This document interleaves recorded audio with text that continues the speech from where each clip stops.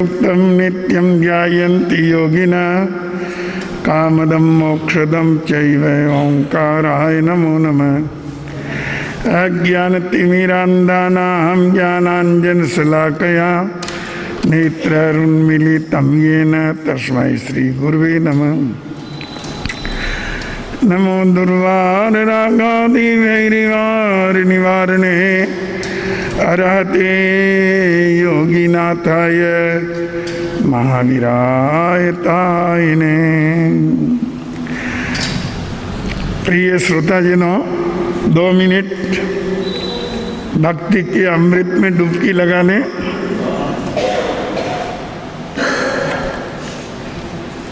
महावीर महावीर महावीर बोल रे महावीर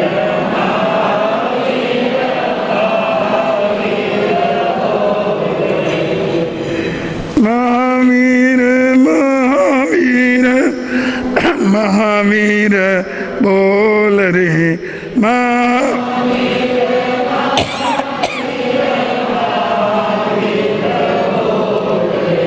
अंतर अज्ञान पट जट पट खोल रे अंतर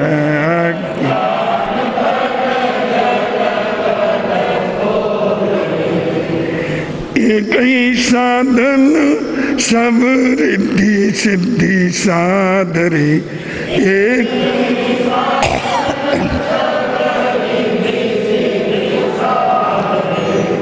ग्रसे कली रोग जोग संयम समाधि रे ग्रसे कली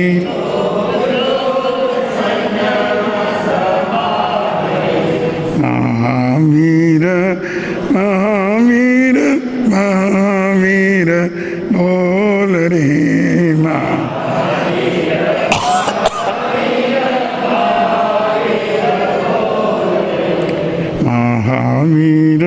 महावीर महावीर बोल रे महावीर।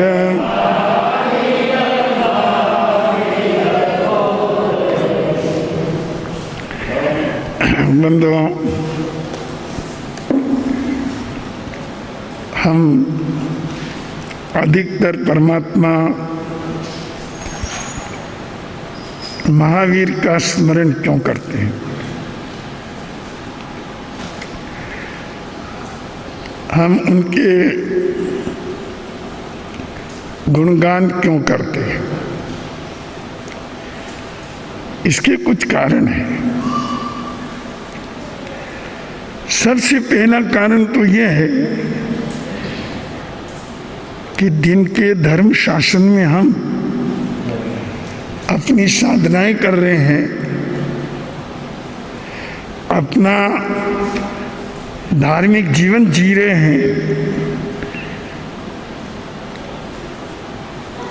वह शासन परमात्मा भगवान महावीर का है। हमको ये शासन मिल गया, समझना चाहिए अपने बड़े भाग्य का परिचायक है। सत्पुरुषों का छत्र पाना बहुत मुश्किल है और वह हमें मिला। दूसरा, भगवान महावीर प्रभु ने हजारों ही नहीं अनेक प्रश्नों का जवाब देकर जिस तरह से लोक और अलोक के स्वरूप को स्पष्ट किया, धर्म और अधर्म के स्वरूप को नष्ट किया, स्पष्ट किया, आत्मभाव वितराग भाव विभाव को स्पष्ट किया। जिस तरह से परमात्मा भगवान महावीर ने मुक्ति मार्ग का निरूपण किया, सचमुच में बेजोड़ है। वही अपना आलम्बन भी है। उनके द्वारा हम सारी व्यवहारिक और आध्यात्मिक प्रवृत्तियों में निर्देश पाते हैं। तो ये उपकार कम नहीं है। अगर हम यहाँ नहीं होते, सचमुच पशु तुल्य होते। ये बात हम हमारे लिए कह रहे हैं। जो लोग इस धर्म शासन में नहीं है उनके लिए नहीं कह रहा हूं कि वो पशु हैं। हम तो अपने लिए कह रहे हैं कि अगर ये परमात्मा भगवान महावीर का धर्म शासन नहीं मिलता तो हम पशु से भी और बदतर हो जाते, मानव जीवन निरर्थक चला जाता। जो प्रकाश परमात्मा भगवान महावीर के धर्म शासन से प्राप्त हुआ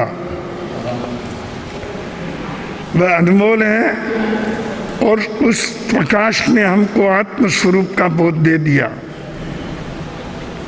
परमात्मा स्वरूप का बोध दे दिया, साधना के स्वरूप का बोध दे दिया, वितराग विज्ञान का बोध दे दिया, मुक्ति मार्ग का बोध दे दिया, शुद्ध व्यवहार का बोध दे दिया, ग्रस्त जीवन में भी कल्याण का मार्ग प्रशस्त कर दिया। ये धर्म शासन का अनंत उपकार है। ये परमात्मा के उपदेशों का और उनके ज्ञान का असीम उपकार है कि हम उससे आज एक सभ्य मानव का जीवन जी रहे हैं। हम कुछ व्रतों का भी पालन करते हैं, कुछ मर्यादाओं में भी जीते हैं, हमें कुछ कुछ विवेक भी प्राप्त हुआ है। हम अपने जीवन को सुख में संयोजन करने का प्रयास भी करते हैं। ये विवेक और ये जागृति कम नहीं है। ये संसार तो अनंत अंधकार में पड़ा है। इस अंधकार में परमात्मा भगवान महावीर का ज्ञान एक सर्च लाइट है।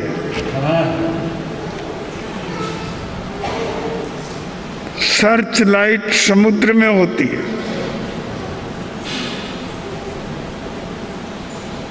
जिसके उजाले में जहाज रात्रि को अपना रास्ता निर्धारित करते हैं। वो बहुत ऊंचे स्तंभ पर होती है।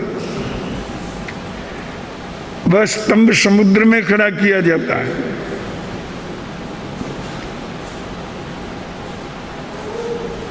अगर सर्च लाइट ना हो तो रात्रि को जहाज अपना रास्ता प्राप्त नहीं कर सकते। अगर चलते रहे तो भटक भी जाए। सर्च लाइट से उनको उजाला मिलता है, उनको अपने रास्ते का भान होता है। जहां पहुंचना चाहते हैं उस दिशा का बोध हो जाता है। यही बात परमात्मा के ज्ञान की है। इस ज्ञान से हमें वह सब कुछ मिलता है जो निश्चय और व्यवहार में जरूरी है। यह ज्ञान परमात्मा भगवान महावीर ने दिया, इसलिए वे हमारे लिए अनंत उपकारक है। और इसीलिए उनका हम पुनः पुनः स्मरण करते हैं। सबसे पहले तो मानव के सामने यही प्रश्न आ जाता है, अगर कोई धर्म की बात सामने आती है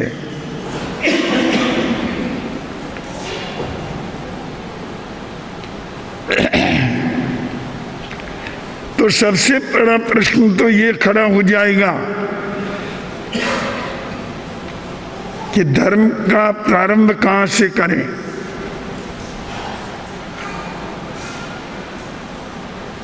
इस विषय में अनेक तरह के विचार हैं। किसी का धर्म कंठी माला से शुरू होता है, किसी का धर्म तिलक छापा से शुरू होता है, किसी का धर्म आरती और ठोकर से शुरू होता है। परमात्मा महावीर का धर्म कहां से प्रारंभ हो सकता है, इस विषय में प्रभु ने स्वयं स्पष्ट किया।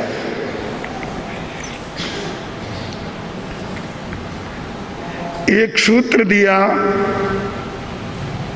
कि सवणे नाणे विन्नाणे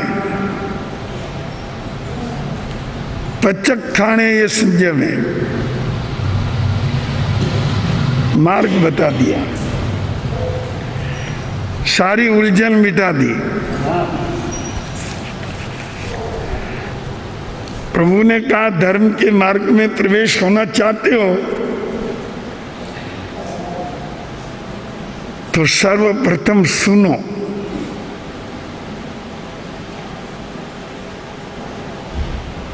न कंठी न माला न डोरा न दांडा न फूल न आरती, यहां तक भी मुपत्ति नहीं, सुनो। सुनने से क्या होगा, पहले वीतराग मार्ग का श्रवण करो। जितना अधिक आप सुनोगे ध्यान से, उतना अधिक आपकी ज्ञप्ति अर्थात आपका ज्ञान शुद्ध होता हुआ चला जाएगा। क्योंकि ज्ञानी पुरुषों के उपदेश में यही विशेषता होती है कि वे जीवन के तात्विक स्वरूप को प्रकट कर देते, वस्तु स्वरूप को प्रकट कर देते, पाप और पुण्य के स्वरूप को प्रकट कर देते हैं, बंधन और मुक्ति के स्वरूप को प्रकट करते। ये सुनो, जितना अधिक सुनोगे और सुन करके उस पर मनन करोगे उतना ही आपका ज्ञान बढ़ेगा। तो परमात्मा भगवान महावीर ने ठीक इसके साथ कहा, सवणे नाणे, श्रवण करोगे तो ज्ञान बढ़ेगा, आध्यात्मिक जानकारियां, मुक्ति मार्ग की जानकारियां, शुद्ध व्यवहार की जानकारियां, व्रत महाव्रत की जानकारियां, बंधन और मुक्ति की जानकारियां सुनने से ही आएगी। इसीलिए तो हमारे यहाँ जो उपासक होते हैं, जैन धर्म के अनुयायी जो होते हैं, उनको श्रावक श्राविका कहते हैं। श्रावक का अर्थ है सुनने वाला और श्राविका का अर्थ है सुनने वाली। नाम ही रख दिया कि आप श्रावक हैं, क्योंकि आप परमार्थ सुनते हो। जो परमार्थ सुनता है वह ज्ञानी बनता है, और जो ज्ञानी बनता है उसके अंदर विवेक पैदा होता है। क्या करना, क्या नहीं करना, क्या अच्छा, क्या बुरा, क्या बंधन, क्या मुक्ति, क्या साधना, क्या सेवा, क्या स्वाध्याय, क्या परमार्थ, ये ज्ञानी ही इसकी समीक्षाएं कर सकता है। इस तरह की जो समीक्षा अपने अंतर में पैदा होती है ज्ञान के बल से, उसको विज्ञान कहते हैं। जानने योग्य को जाने, त्यागने योग्य को छोड़ दे और ग्रहण करने योग्य को जीवन में उतार दे। हे ज्ञेय और उपादेय का ज्ञान धारण कर ले, वो सच्चा विज्ञानी है, जीवन विज्ञानी है। आजकल जितने वैज्ञानिक हैं वो सब पदार्थ वैज्ञानिक हैं। वे वस्तुओं का विज्ञान करते हैं, अणु परमाणु का विज्ञान करते हैं। परमात्मा भगवान महावीर का श्रावक अपनी आत्मा का विज्ञान करता है, अपने जीवन का विज्ञान करता है कि उसमें है क्या है, उपादेय क्या है, ज्ञेय क्या है।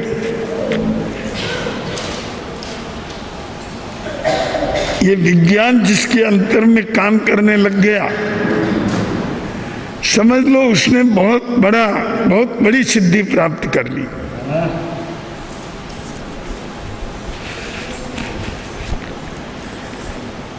जब ये निर्णय हो जाता है कि ये मार्ग गलत है, इसको त्यागना चाहिए, ये मार्ग सही है, इस पर चलना चाहिए,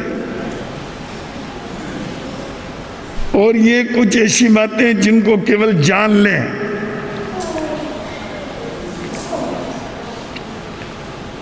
उसका आचरण करना जरूरी नहीं है। तो ये विज्ञान जिसके अंदर में जागृत हो गया,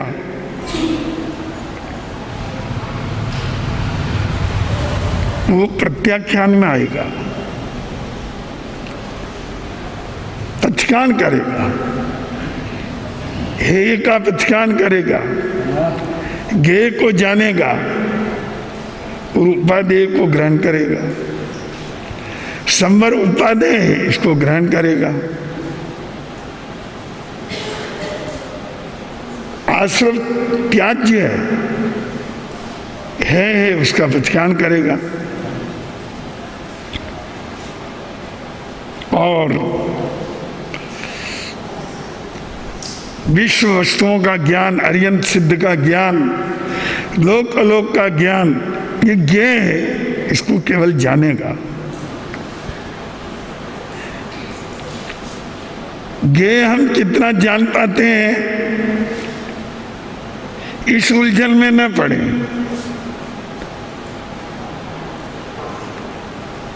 हमको ये बात देखनी है जो त्याज्य है उसको कितना छोड़ रहे हैं, और जो उपादेय है उसको हम कितना ग्रहण कर रहे हैं।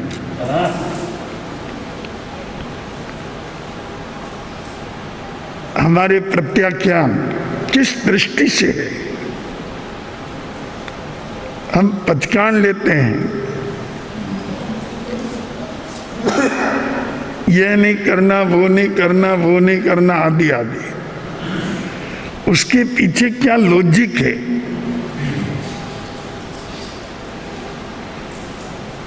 उसको विज्ञान के द्वारा ही समझा जाता है। इसलिए विज्ञान के बाद पचकान का दर्जा है। एक श्रावक इंगार कम में, वन कम में, साड़ी कम में, फाड़ी कम में, फोड़ी कम में, आदि आदि 15 कर्मदान का त्याग क्यों करता है, रात्रि भोजन का त्याग क्यों करता है? वनस्पति आदि की मर्यादा क्यों करता है? उपवास आदि तप क्यों करता है?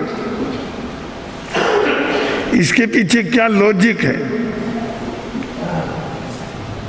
क्या कंसेप्ट है, उसको क्लियर करना पड़ता है। जब ये चीज क्लियर होती है तो उसके पचकान हो जाते हैं। वो खुशी खुशी पचकान करता है और वो पचकान पलते हैं, जीवन भर काम आते हैं। वो बिना समझे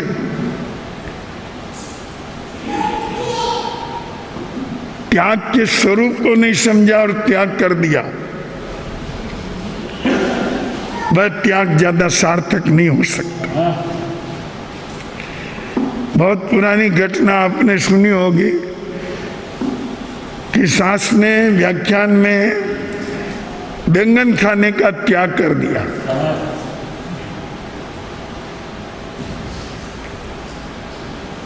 बैंगन क्यों छोड़ना चाहिए, ये बात वो कुछ नहीं जानती। किसी ने त्याग किया, मुझे बैंगन नहीं खाना, तो उसने भी खड़े होके कह दिया बैंगन नहीं खाना, त्याग करा दिया। घर आई, बहू को कहा बहू ध्यान रखना, मैं बैंगन के त्याग करके आई हूं, मेरे पचकान है बैंगन काम में लेने के, तो ध्यान रखना, अभी ये साग मत बनाना। उसने कहा सास जी आज मैंने वही तो बनाई है, मुझे तो कोई पता नहीं था, आगे ध्यान रखूंगी, पर आज तो वही है। तेने बैंगन की साग ही बनाई। हाँ, आप ऐसा करिए, दूध से रोटी ले लीजिए, दही से ले लीजिए, नमक मिर्ची से ले लीजिए, अचार से ले लीजिए, और किसी तरह से आप आज खाना खा लें। आगे बैंगन की साग नहीं बनाऊंगी। सास खाने को बैठी, दूसरी चीजें जिससे खा सकती थी थोड़ी बहुत ली, पर मन को कुछ अच्छा नहीं लग रहा था। उसने कहा बहू साग के बिना तो खाना नहीं खाया जा सकता, ये नमक मिर्च चटनी अचार इससे खाना पूरा नहीं होता। साग तो चाहिए चाहिए, सब्जी तो चाहिए चाहिए। उन्होंने कहा सास सब्जी तो बैंगन की है और आप पचकान करके आए हैं, तो बात तो सही है, मैं पचकान करके तो आई हूं, पर अभी रोटी कैसे खाऊं? यही मुश्किल हो गई। सिर मुंडाए और ओले पड़े, इधर से त्याग किया और इधर से समस्या खड़ी हो गई।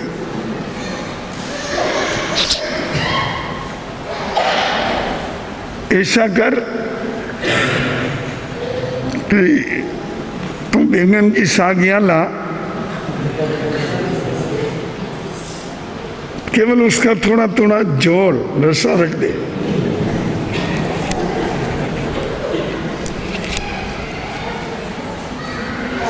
बहू ने कहा सास जी ये तो वही बात हुई, बैंगन खाने जैसा ही। उसने कहा तू नहीं समझती है, तेरे से ज्यादा मैं समझती हूँ, मैंने सैकड़ों व्याख्यान सुने हैं। तो बैंगन नहीं, खाली उसका जोड़ रसा वो रख दे।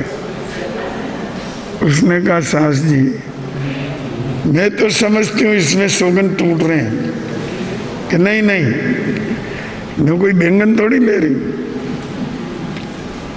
खाली नमक मिर्च का पानी है, तुम तो डाल। और जब बैंगन डालने लगे तो कुछ टुकड़े भी आने लगे। उसने कहा सास ये अंदर बैंगन के टुकड़े भी आ रहे हैं।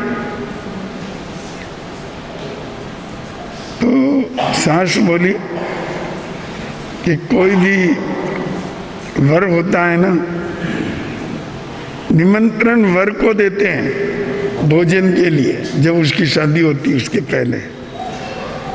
आज हमारे यहाँ भोजन करो, आज हमारे यहाँ भोजन करो, तो उसमें वर को न्योता देते हैं। उनके साथ कुछ लड़के लड़कियां जिनको विनायक कहते हैं वो भी आते हैं। तो वर जीमता है तो वो भी जीमते हैं। हम तो केवल रसा ले रहे हैं, निमंत्रण उसको है। अब ये जो टुकड़े आ रहे हैं ना, ये तो वर के साथ आने वाले विनायक के जैसे हैं, आने दे। अब मैं तो कोई ले नहीं रहा हूं, मैं तो नहीं ले रही हूं। बहू ने कहा, सास आपका जी ठिकाने नहीं तो फिर सौगन लिए ही क्यों? ये तो आपके भंग हो गए। नहीं नहीं, कोई भंग नहीं हुए। और आराम से व्यंजन से रोटी खा ली। बंदो, क्यों लेना चाहिए त्याग? ये लॉजिक तो उसने समझा ही नहीं। हम कोई त्याग क्यों कर रहे हैं, अच्छी तरह समझे तो सही। हम रात्रि भोजन क्यों त्याग रहे हैं, उसके पीछे का कारण तो समझें कि रात के अंदर जीवों का सन्निपात होता है, सूक्ष्म जीव गिरते हैं, वो भोजन में भी गिरेंगे। जीव इतने सूक्ष्म हैं, वो दिन में आ नहीं सकते, उतर नहीं सकते, दिन में उनका सन्निपात नहीं हो सकता, धूप के कारण, गर्मी के कारण, गर्म हवा के कारण। पर रात्रि में उनका सन्निपात होता है। खाएंगे तो वे जीव अपने पेट में जाएंगे। ये तो बहुत सूक्ष्म अणुपरमाणु जीवों की बात है। मक्खी, मच्छर, मकड़ी और कई तरह के सूक्ष्म प्राणी भोजन में मिल जाया करते हैं तो दिखते भी नहीं है रात्रि में। स्वास्थ्य की हानि और जीव हत्या दोनों ही पाप। ये समझें और फिर क्या करें? ये समझ करके त्याग करेंगे तो आपको कहीं रात को खिलाएंगे भी तो आप नहीं खाएंगे, क्योंकि भोजन सामने आते ही आप समझ जा, आप विचार करेंगे जीवों का सन्निपात हो रहा है इसमें, तो सूक्ष्म जीव इसमें मिल रहे हैं। नहीं नहीं, इससे तो भूखा रह जाना अच्छा। समझ करके करेंगे तो वो त्याग पलेगा, समझ के नहीं किए तो वो त्याग पलना बड़ा मुश्किल है। जैसे उस बुढ़िया का नहीं पला। मैं तो जोर ले रही हूं, टुकड़े आए तो आने दे। तो बंधुओं,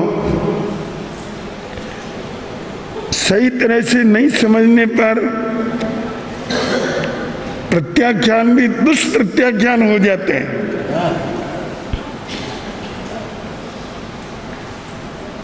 विकृत प्रत्याख्यान हो जाते हैं और समझ करके किए गए प्रत्याख्यान। इंगाल कम्य, वर्ण कम्य, श्रावक के त्याग हैं। जंगल में अंगारे बना करके नहीं बेचना, व्यापार नहीं करना उसका। क्यों? वृक्षों को काट करके सुखाया जाता है अंगारे बनाने के लिए, कोयले बनाने के लिए। उसके ऊपर बैठने वाले पक्षी जो घोंसले में अंडे हैं उन सब का विनाश हो जाता है। वनस्पति की हिंसा तो है ही, त्रस्त जीवों की बहुत हिंसा है। इसलिए एक श्रावक के लिए अंगारों का व्यापार करना मना है। जंगल ठेके पर लेकर के माल बेचना, ये कार्य भी एक सच्चा श्रावक नहीं कर सकता, क्योंकि वो जानता है कि हम जिस चीज का ठेका ले रहे हैं वो चीज जीव युक्त है और केवल लालच के वश की गई हिंसा है जो श्रावक की मर्यादा में नहीं आते। ऐसे कई त्याग हैं जिन शासन में। उन त्याग की व्याख्या को सद्गुरु के पास बैठकर या सदग्रंथ का स्वाध्याय कर समझना चाहिए। समझ करके फिर उसका त्याग करें, क्योंकि क्रम यही है।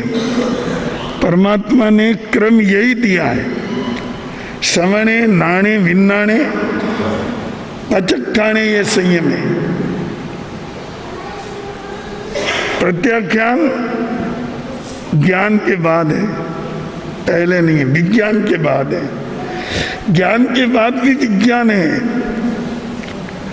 और विज्ञान के बाद पचकान है। आपके सामायिक 2 करण 3 योग से के पचकान है। मैं आपको पूछता हूं कि करण क्या और योग क्या है? दुय्यम तिव्यणम, 2 करण 3 योग। करण का अर्थ है करना, योग का अर्थ है मन वचन काया। 2 करण का त्याग है, करने और कराने का। 2 करण 3 योग, मन वचन काया, तीनों से आश्रय सेवन का त्याग करना और कराना।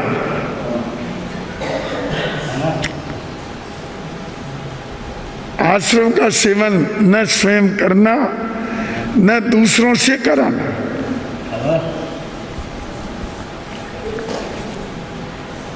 ये त्याग है। अनुमोदन त्याग नहीं है, खुला है। आपका अनुमोदन तो चलता ही रहता है सांसारिक व्यवहार में, आपकी संपत्ति में, आपके साधनों में जिन पर आपकी सत्ता है। उस सत्ता में आए हुए पदार्थ वो अपना काम करते हैं, तो आपका समर्थन तो रहेगा ही रहेगा, क्योंकि उसका त्याग करते तो फिर आपको साधुपना ही लेना पड़ेगा। तो आपके पचकान 2 करण 3 योग से हैं। सामायिक में क्या करना क्या नहीं करना, पोषद में क्या करना क्या नहीं करना,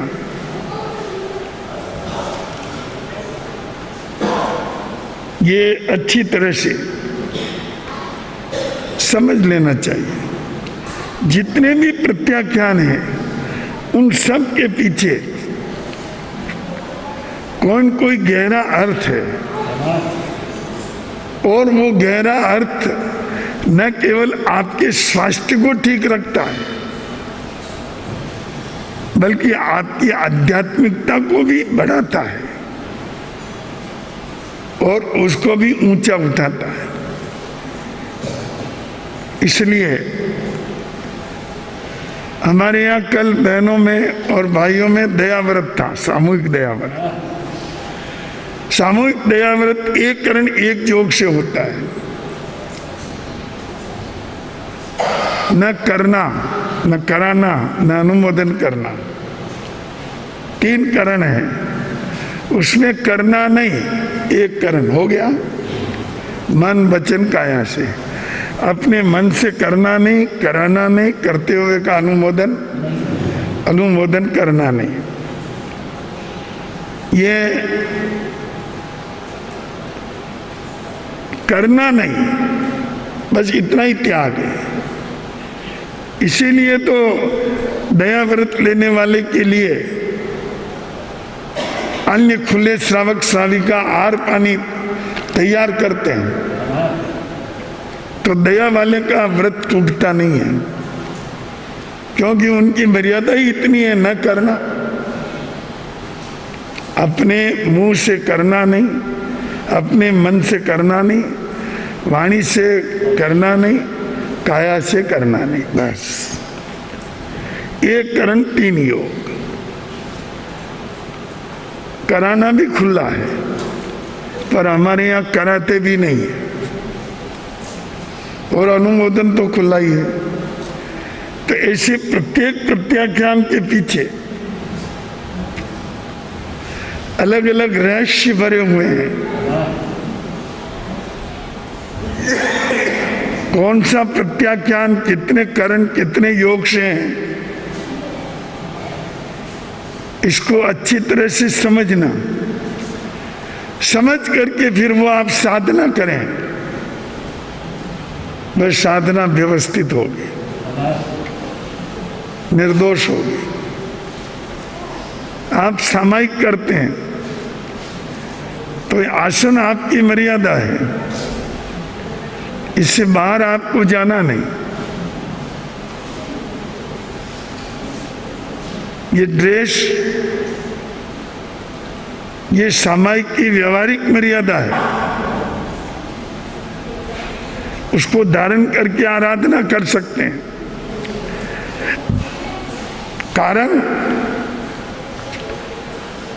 कारण साधना शुद्ध रहेगी, अभंग रहेगी, कोई डिस्टर्ब नहीं रहेगा। कई व्यक्ति प्रश्न करते हैं कि 2 करण 3 योग से त्याग ही तो करना है, हम बैठे हैं, त्याग कर लिया। सामायिक पथिका दो, बोलेंगे नहीं। क्या ऐसे सामायिक नहीं होती है? भाव सामायिक तो हो सकती,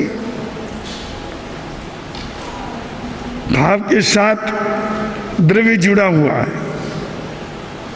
व्यवहार जुड़ा हुआ है। व्यवहारिक और द्रव्य सामायिक की दृष्टि से वो उसमें दोष है, कमी है, क्योंकि सामान्य ग्रस्त की ड्रेस में पहनकर कोई व्यक्ति सामायिक करता है, कोई समझ नहीं पाता कि इसके क्या है। आपका बेटा आएगा, वो आपको पकड़ेगा, पापा बाहर चलो, खाना तैयार हो गया, चलो खाने चलो। वो क्या जाने कि ये सामायिक में है। ग्राहक आएगा, कहेगा सेठ जी चलो ना, मैं तो बहुत जल्दी जाना है, थोड़ा सामान दे दीजिए। उसको क्या पता ये सामायिक कर रखी। मोमबत्ती लगाई, चादर लगाई, आसन पर बैठे, वितराग मुद्रा में आ गए। अब फिर आपकी भाव सामायिक की रक्षा होती है। पहले आपने भाव सामायिक भी की तो डिस्टर्ब हो गया, लड़के ने कर दिया, लड़की ने कर दिया, ग्राहक ने कर दिया, किसी ने भी कर दिया, क्योंकि वो क्या जाने कि ये अभी साधना में है। तो क्योंकि प्रत्येक वस्तु, प्रत्येक बात, प्रत्येक विधि जो परमात्मा भगवान महावीर ने दी, उसके पीछे स्पष्ट कारण है। हम उन्हें अच्छी तरह से समझें, समझ करके उनका सदप्रयोग करके अपने जीवन में एक पचकानी करें पर शुद्ध करें। ऐसी शुद्ध और शुभ साधना आत्म कल्याण में बड़ी सहायक हो सकती है। तो बंधुओं, जो बात मैंने आज आपको बताई वो समझे। क्या हम परमात्मा भगवान महावीर को बार बार क्यों याद करते हैं? क्योंकि उन्होंने अध्यात्म का, व्यवहार का, आत्मशुद्धि का एक खजाना खोल दिया। अगर ये खजाना नहीं मिलता तो अंधे की तरह भटकते ही रहते, न हिंसा में समझते न अहिंसा में समझते, न धर्म में समझते न अधर्म में समझते, न पाप में समझते न पुण्य में समझते। आंख छता आंधलो जो अज्ञानी हो। अज्ञानी होता तो आंख होते हुए भी अंधा होता है। इसलिए हम तत्व ज्ञान की आंख परमात्मा भगवान महावीर ने दी, इसीलिए हम उनका विशिष्ट गुणगान कर सकते हैं और करते हैं, क्योंकि उनकी देन अद्भुत है।